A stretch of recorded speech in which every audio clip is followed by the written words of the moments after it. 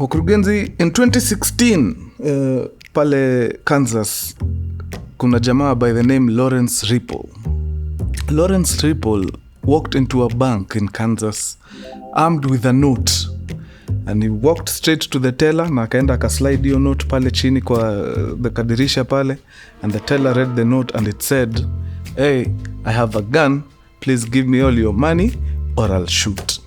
So of course, because the teller hakuwa anataka kufind out kama ni ukweli gani iko ama iko, she obliged. Akaingia pale kwa safe akatoa $3,000 na akasukumia Lawrence Ripple pale kwa counter. Lawrence proceeded to take the money, but instead of yeye kutoka, akaenda akatulia kwa kiti pale kwa lounge. So of course, before long the police waka arrive, Lawrence akakuwa arrested na akapelekwa ndani. Turns out Lawrence Ripple robbed this bank sababu alikuwa amechoka kukaa na bibi yake, so alikuwa anataka kwenda jela. Haya, mashtaka yakafunguliwa, Lawrence akapelekwa kotini nini, na ndio ujue pia Mungu ako na sense of humor. After the hearing and everything, the judge sentenced Lawrence Ripple to 36 months probation in the house with his wife, together with some I think 50 hours of community service, man. Yeah. I feel him. Kabisa. Haya guys, tuende kazi basi.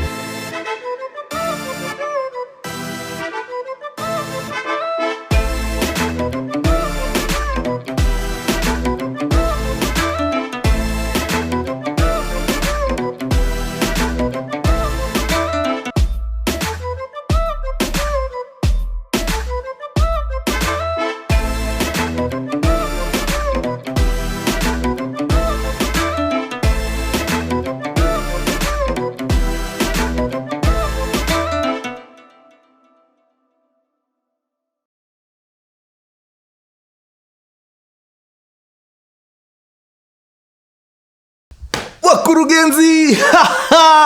Man, this is another fresh headline hitters episode na kama kawa kama dawa. If you see Mkurugenzi in the building, you just know he's got the juice. Now, leo tunasafiri moja kwa moja mpaka a very beautiful city in the southern side of France ambayo inaitwa Nice. Wengi mutai pronounce nice, lakini ni Nice. Yes. So, in Nice, around 1932 thereabout, two people gave birth to a beautiful bouncing baby boy. This boy was named Albert Spaggiari. Spaggiari was born of a French father and an Italian mother, I think. No, actually they were both French. Why he has an Italian name, I don't know. Yeah, but he grew up to become a military guy by the time alikuwa nafika age 19. So by age 19 alikuwa amesha enlist pale kwa military. But unfortunately mambo yake pale ndani haikuenda vizuri sana. Turns out at some point waliekea mtu bunduki kwa kichwa. Hao wakiulizwa wanasema huyu mtu alikuwa amejaribu kuwafanya mbaya, lakini the authorities think that they were actually trying to rob the guy. So of course juu hiyo di capital offense huko, so they were court martialed, na of course ngori kama hiyo inakutoa kwa military right away very fast. Akatoka. So as soon as Spaggiari left the military, akakama join a secret organization inajita Secret Arms Organization. It's a right wing group ambayo ilikuwa imejitolea mhanga kuhakikisha one of the colonies of France, which is Algeria, haipati independence. So walikuwa mamilitia of some sort. Of course, hiyo pia ilikuwa ni ngori sana. Wakam arrest, and he was charged with political terrorism. Chap! Ile ya court martial alisukumwa ndani 4 years. Hii ya pili ameshikwa tena akasukumwa ndani another 3.5 years. So as soon as alimaliza kuserve 3.5 years zake akatoka. Then luckily akakuja akapata kazi, akaandikwa na the Chilean government. So the Chilean government walikuwa na some operatives in France, na kazi yao ilikuwa kuangalia our Chilean not immigrants, not expatriates, wanaitwaje wale watu wamekimbia country yao, not refugees, there's an asylum seekers, watu wako exile. Kazi yao ilikuwa ni kuangalia watu wanaendeleza nini huko Ufaransa. So basically Spaggiari alikuwa ameandikwa job na the Chilean government kukuwa spy, kuangalia exile guys wanafanya nini. So akiwa tu shughuli zake hapo, siku moja mazee around town hapo ametulia nini, the guy discovers a manhole right next to one of the biggest banks in France, in Nice. Bank inajita Societe Generale. So akiwa hapo anaangalia hivi, anashindwa, wait a minute, unataka kuniambia karibu na bank big hivi kuna manholes za siwa hapa chini? Meaning siwa imepita hapa down. Design mtu akakuwa na time vizuri aingie ndani ya hii siwa, anaweza jaribu atafute vile anaweza gain access to the bank, into the bank through the sewers. Nani alipiga hii plan? Hiyo kitu by the way ikaingia mahali hapa kwa hard disk na ikakwama hapo. So of course over the next couple of days alikuwa na molio idea mazee, what if tuingie ndani ya hii siwa, tuende tutafute access ya kuingia kwa hii bank iko, si tunaweza pona mbaya sana. So akakaa chini akachora maplans nini kila kitu safi, akapiga mpaka reconnaissance ndani ya hiyo siwa, akaangalia vile zinaenda, akaona by the way kuna place ukifika ukitoboa tu ukuta kidogo pap unatokelezea ndani. So once alikuwa na plan yake safi, akaenda kwa the gangsters wenye walikuwa wanajulikana hiyo maeneo. Akaenda akawakalisha chini, akawambia ni aje, mimi niko na idea kali, nimediscover by the hizi masiwa lines zetu zinapita karibu na bank, na mimi naona tukiingia hapa ndani tufanye mambo yetu, tunaweza tokelezea wapi? Kwa bank ndani, tuingie vault tufanye mambo yetu, si tuende. But the gangsters wanaangalia hiyo map yake mazee, wanaona hiyo plan yake, wanaona bana it's too much work, hiyo area unataka kufanya kazi huko ndani haiwezi, hizo siwa zo smell sijui aje, ni noma. Wakawambia hiyo idea yako ni kali but si atuone tukiingia. So of course akaachana nao. After some time akakama kadiscover gang flani wanajita the sewer rat gang. I think ni wasetu wamezoea kuoperate yaga huko chini, yani hawaoni ngori hata kukaa karibu na hiyo maji ya hiyo design. So akaenda akawakalisha chini, akamwambia ni aje, nyinyi mnakaa hii maeneo mmeshazoea, mimi niko na idea, tuingie hapa ndani tuende tufanye mambo yetu pale, tuchimbe ukuta, tutoke kwa vault, tuingie bank, tupone. Mnaonaje? Of course the guys hao kataangi kazi, kaambia kabisa buda iende sana. So immediately plan ikaanza, akaenda akaget ma supplies nini tools zote zenye zinahitajika. But before waanze kazi, Spaggiari akaingia kwa bank, akaenda akarent one box kwa vault. So unajua huko kwa vault, apart from just where they keep the money, kuna kugana boxes nyingi, wanazitaga safe deposit boxes. Unaweza hire box moja uweke valuables zako hapo, majewelry, gold nini, vitu ambazo ni precious. So akaenda akahaya box moja hapo, ndio tu aweze kuingia juu. Huko ukiwa na box unapatiwa go access to the vault juu si box yako iko ndani ya vault. So ndio hii access si lazima uingie tu kwa vault. So akaenda akapatiwa box moja hapo, but as anacheki mambo yake hapa kwa box, anapiga darubini around, anacheki ma exit, ma entrance nini, yani anapiga lap yake sawa ndani ya hii vault, ndio at least ajue wakiingia wanajua vile kumanuva. So pale kwa safe deposit box yake akaeka alarm clock na akaiset to midnight. Kila midnight inalia deadly, na akaifunga deposit box na akatoka.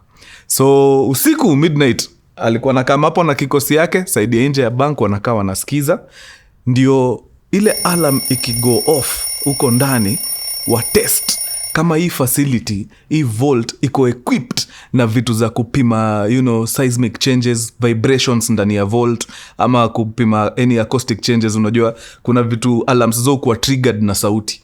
So akaeka alarm hapo, ndio ikilia ikitrigger alarm ya bank wajue iko na hizo acoustic triggers, wachana na hiyo mradi. Pia walieka alarm ina vibrate, ndio ikitingika huko hiyo vibration the security system pick up alarm ilie, wanajua it's seismic treated, any form of vibration ita raise alarm. But guess what? None of those things were triggered.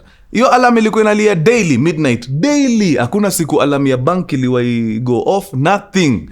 So wakadiscover, okay, so hawana hizo features. Hakuna kitu yote yenye ina detect kelele, hawana kitu yote ina detect vibration, so tunaweza anza kazi. Because they knew hiyo kazi wanataka kufanya pale chini iko very heavy in terms of sound na iko very heavy in terms of vibration, sababu there's a lot of drilling and whatnot. Nice. So vijana wakaingia kwa SUA mazee, wakaanza kazi. Ni kutoboa tu but to be really honest, it's one thing kuingia kwa hiyo SUA system for like 2, 3, 4 minutes na utoke. It's another thing kuishi huko mkifanya hiyo kazi mazee. Hiyo kitu iliwachachia deadly. In fact, at some point, one of the guys mwenye alikuwa na drill the tunnel huko ndani, hiyo harufu ilimchachia mazee mpaka akapass out. So ikabidi jori strategy tena. So team ikabidi iongezeke juu wana need to cooperate on a 10 minutes on, 10 minutes off basis. So ukiingia pale ndani unapiga dakika zako 10 very fast. 10 ikiisha tu hivi, toka. Kikosi yenye ilikuwa inapumzika huko 10 minutes wanaingia. Wanapiga 10 minutes zao, 10 minutes ikiisha, toka. Hivyo mpaka until ile siku hiyo tunnel itakuwa drilled. So jamaa wakasukuma mambo yao, wakasukuma mpaka electricity pale ndani ya hiyo tunnel, wakasukuma mpaka ventilation kidesign huko ndani ya tunnel. Yani haso walikuwa wamejitolea deadly kuhakikisha bana hii goal yao wame-achieve. My friends, on 16th of July 1976, believe it or not, and it was a long holiday, it was a long weekend. I think watu walikuwa nafunga kazi Thursday, wanarudi kazi on Monday. On 17th of July 1976, wase waka breakthrough maze. Ile drill bit, pap, ikaingia ndani ya vault vizuri. So waka excavate hiyo nini yote vizuri, wakaunda kashimo kapoa, and they proceeded to get inside the bank, straight into the vault. Like aso walikuwa wamepima hiyo samo yao fiti, hiyo shimo ilitokea kwa vault ndani. First order of business, now that kikosi iko ndani ya vault, ni kufanya nini? Ile the vault door. Sasa wametokea side ya ndani, so wako side ya ndani ya hii mlango ya vault, wakakuja na welding machines, waka weld hiyo mlango yote ya vault, meaning hata siku ya kurudi job ikifika, mtu ajaribu kufungua vault kutoka ile side nyingine haiwezi funguka. Sababu gani? Wame-weld the whole door up. Brilliant guys. Sasa ikakuwa hakuna hata haraka. We have a whole weekend ya kuchachisha. Wakaanza kuvunja nini? Safe deposit boxes. Ni magold zinatembea, madiamonds zinatembea, stacks and stacks of money zinatembea. At some point, as wanafanya mambo yao, kuna design watu wakiokota pesa weekend na banks zimefungwa, kuna kogana ka shoot fulani hapo, unaweza kama uingize briefcase. Hiyo briefcase ina go down the chute, straight into the vault. Wakiwa shughuli zao hapo za kuvunja ma safe deposit box nini, kidogo suitcase inaingia na madolari. $100 bills zimejaa suitcase hivi. Wakajiambia maze, ni kama God ame-anoint, ametuordain, yani tutoke hapa na hii pesa. Hii ni Mungu anataka tupone. Tuko kazi alafu pesa inaongezeka. Guys, tuko tu sawa. So maze wakachachisha hiyo nini, walijaribu. The whole vault had 4,000 safe deposit boxes. They did 10%. Walivunja 400. Hizo 400 already zilikuwa more than enough. Ilikuwa ni normal deadly. So once waka check yenyewe, wako na everything they needed, wakapack kila kitu kwa mabag bigi nini, na wakaanza kusafirisha vitu nje pole pole. Now, before watoke, Spaggiari akachukua ile spray paint, akaacha ka message hapo kwa ukuta, akaandika without hatred, without arms and without violence, na akatoka akaenda. I think ilikuwa tu message to the cops kuambia maze tumewatandika smarter, hakuna mtu ameumia, hakuna mtu tumeua, hatujatumia nini, like tuko hesabu tumefanya tu vizuri guys. Na wakatoka wakaenda. Now Between wase kuingia kwa vault na ile time walitoka ilikuwa a total of 27 hours. These guys had all the time inside that vault. At some point walikuwa mpaka na kipicnic hapo ndani ya vault. Walileta chakula huko wakakaa chini mazee wakafeast nini. Yani aso walikuwa na time, the best time hapo ndani. Kazi bila jasho. Then after wamalize wakaenda. The following Monday bank inafunguliwa. Of course bank ikifunguliwa si lazima waende pale kwa vault watoe ile pesa wanataka kutransact hiyo siku nini. Hey, wacha watu wangangane na mlango ya vault. Vault haifunguki. Wanajaribu kila kitu and this thing, hiyo mlango ya vault si mchezo. Hiyo kitu I think it's like thousands of kilos. Ni noma, huwezi ivunja. Si kama hizi milango zetu hapa unapiga teke mbili na anguka. Hiyo ni noma. So ikabidi jo wameita wasee wa fire wenye wame specialize na hizi vitu za breaking and entering. Wakakam wakavunja ukuta ndio waweze kuaccess vault. Wadao, ukuta kuvunjwa tu hivi. Wanaingia wanapata kazi imefanywa hiyo vault mzima, hawaamini. Mlango imeshakuwa welded hapo, so hiyo mlango haifunguki. Safe deposit boxes zimevunjwa deadly, pesa iko all over na message kwa ukuta. No hatred, no arms, no violence. Na wase wameenda. Wacha askari wajikune kichwa. They do not have the slightest clue yani nani anaweza kuwa amefanya hii kazi. Wakajaribu kufuata mpaka hiyo tunnel mali inaenda, inatokea tu kwa siwa na inaenda. Hakuna fingerprints, nothing. Tools zenye zilitumiwa kufanya hiyo kazi wa jamaa wameenda nazo. Like hakukuwa na anything ya kupinpoint msee huyu as a suspect ndio amefanya nothing. So wakajaribu investigations, nothing was forthcoming. Hii kesi ikaanza almost inaanza kukanika inataka kuturn cold. Wadao. One of the gangsters.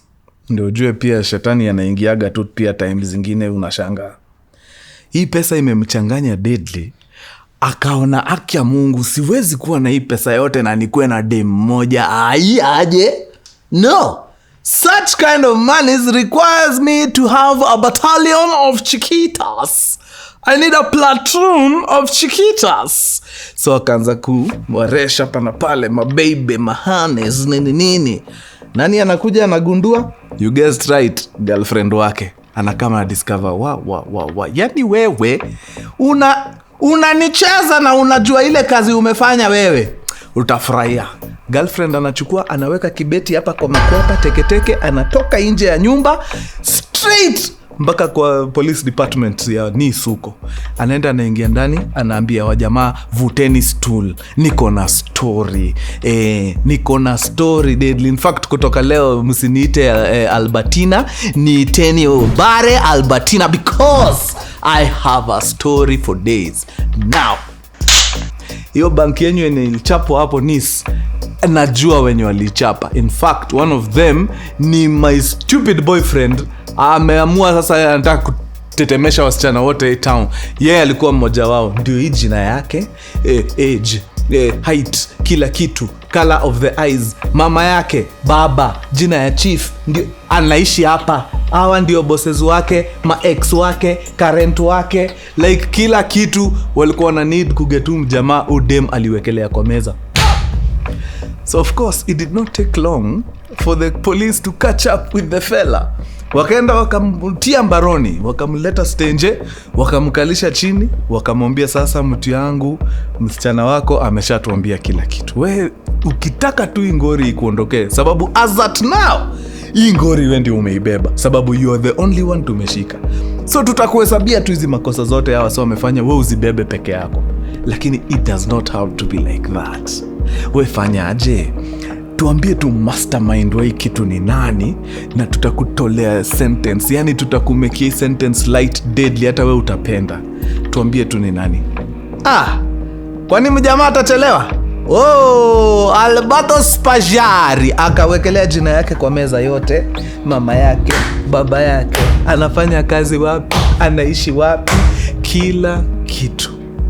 So of course with that kind of information, Spaggiari he didn't stand any chance. akiwa tu shughuli zake. Sasa siku hizi yeye ni photographer, anapiga alikuwa ametoka kupiga mayor wa hiyo city mapicha mahali. Oi, kidogo anashtukia ndio hao mapolisi wameshawasili. Wanakama wanamshika, ni aje, kuja tu na kamera yako mtu yangu, usijali, ingia hapa kwa gari, twende, we need to have some discussions. So Alberto Spaggiari anaingia kwa gari pale, anapelekwa mpaka police station, anakalishwa chini, anaambiwa the same script. Sasa wewe, najua ndio mastermind, lakini najua hiki tu kufanya peke yako. Badala ubebe mzigo yote ukiwa peke yako, wewe tuwekee majina za hao watu wote, nini, tuambie, outline the whole plan, the whole plot, vile mulifanya hii kitu mkasucceed, sababu this has never been done before. Actually, to date, our sewa juangi ni how much exactly ilienda. But wakipiga tu estimates, wanasema walipoteza close to 30 to 40 million euros in 1976. Chief, 1976 maziwa ilikuwa sijui 75 cents hapa. Sahi maziwa ni so unaweza Chief, 30 million euros at the time ilikuwa ni life changing money. So Spaggiari akaambia ina mambo. Before hata nianze kuambia story ya majina na nini juu naona mko curious sana kujua vile nili execute kitu, nitawashow the entire plan, vile nilicheza, vile nilichimba, nikafanya. Uko sure? Na uta testify mpaka kotini? Of course, ndaambia judge kila kitu vile nilifanya. Bas, story ya kotiko ikaanza, akashikanishwa na judge mwenye anasikiza hiyo kesi yake. Every week alikuwa na report kwa huyo judge, anampeleka through story until hapa. I think on the 4th or 5th meeting, actually on the hearing, kesi imesikizwa vizuri, but at some point judge kuna kitu ilikuwa inamchanganya, so ikabidi a hold hearing kidogo, aite Albert Spaggiari kwa chambers, ndio ende amuexplainie vizuri. Kuna kitu unasema lakini ni kama sijaelewa, hebu kuja hapa kwa chambers uniexplainie vizuri kwa kinaga ubaga ndio nielewe vipoa, then tutarudi tumalize kesi hapo kotini. So of course Spaggiari anatoka, anafuata judge mpaka kwa chambers, anakaa chini hapa, judge ako pale, so anamuexplainia hapa na hapa, but judge bado mbona kuna kitu sielewe. Okay.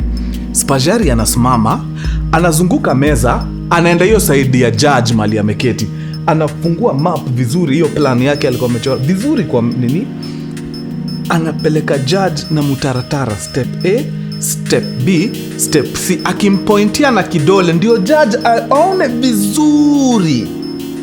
Kumbe hapa nyuma mahali judge ameketi kuna dirisha kubwa sana. As Spaggiari anaonyesha judge vile kulienda kukawa, amepiga darubini nje, asha discover mtu wake ako bahali pale kwa kona na pikipiki yake nyeusi. Without warning, Spaggiari anapita na hiyo dirisha kutoka first floor, anaangukia roof ya gari. Anatoka kwa hiyo roof, anashuka chini, anakimbia mpaka kwa junction, anapata mtu wake wa kifikifi amemngojea na nduthi fulani ya black safi. Anarukia nduthi juu, anawevia judge huko, anamwambia kwa heri, bye bye, I have disappeared.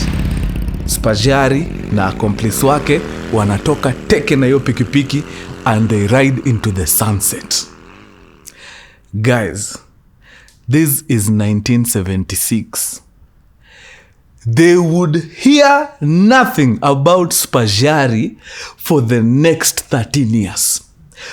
Jamani kama alienda akaanza maisha mpya Argentina, alikuwa anapiga tu disguise na zetu nini plastic surgery, anakuja France, anaenda anaona demi yake anaitwa Audi. Anaona demi yake, anatoka, anarudi Argentina for a whole 13 years. Like umse aliishi maisha yake normally until he passed on 13 years later due to complications from lung cancer. Hiyo pesa haijawahi patikana to date. Hawa wase wengine apart from the guy who was arrested courtesy of the girlfriend, hakuna mtu mwingine ashayearestiwa juu hiyo story. Na hiyo kesi ishakuwa cold case sababu in France kesi ikishapita miaka fulani hiyo law inakuwaga na jina. I forget. Lawyers, hebu niambieni hiyo kitu ya hiyo period ikipita, hiyo period mnaitanga aje? There's a name lawyers give it. Yep. Na hivyo ndio mazeni Societe Generale walipoteza between 30 to 50 million euros in 1976 na ikadisappear for good. Actually kitu ilimeki kitu ikakuwa worse ni ati some of the people walikuwa na kama wanaweka vitu kwa safe deposit box hawako wanaideclare pale kwa ofisi. So hakuna mse anajua vitu zilikuwa huko ni how much. Jusame nikishaingia na diamonds zangu na gold, sijakuambia niko nazo, naenda tu naingia kwa vault na eka kwa deposit box. Iko kwa deposit box lakini nyinyi kama banka mjui. So wanasema hata hiyo 30 to 50 million euros inaweza kuwa it's just a fraction of the total money that disappeared on that day. Juma boxes zilivunjwa, zilikuwa na vitu hatari sana huko ndani. Ikakuwa ndo hivyo basi. Na hapo ndio tunafungia story ya the Societe Generale heist courtesy of Albert Spaggiari. Imekuwa true sana wadau na watambua deadly, nyinyi ni hatari. Adios muchachos. Peace.